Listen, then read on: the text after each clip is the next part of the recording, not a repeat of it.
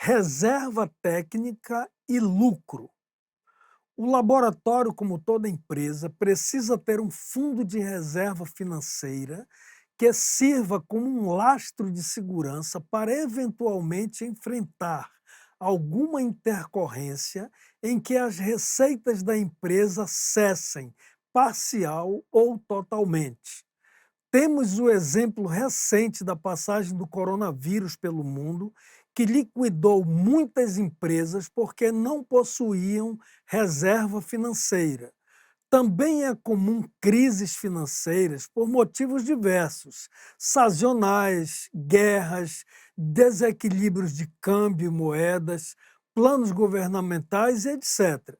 Exemplo: se para funcionar sem receita o laboratório gastar 100 mil mês, o fundo de reserva para um mês seria 100 mil, para 2 meses, 200 mil e assim por diante.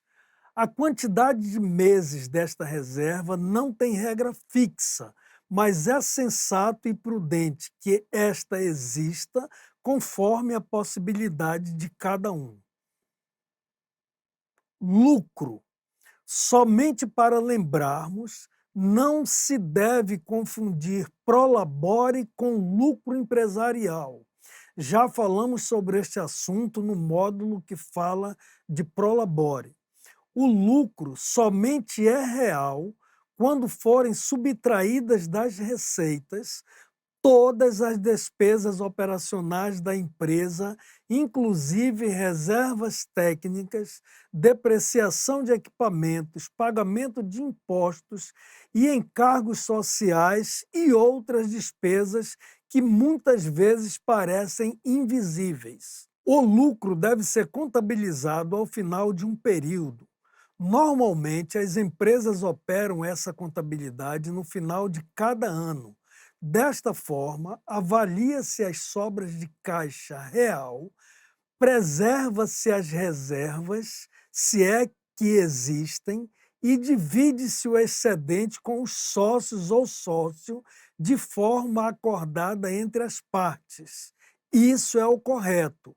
Um erro que pode levar o laboratório ou qualquer empresa ao colapso é gastar o excedente de caixa mensal como se fosse lucro. Somente para relembrarmos, não se deve confundir prolabore com lucro empresarial. Já falamos sobre este assunto no módulo que fala de prolabore.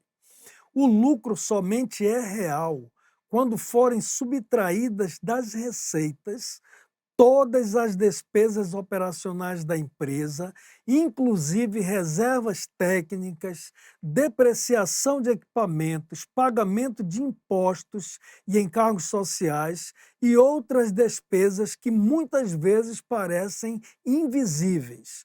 O lucro deve ser contabilizado ao final de um período.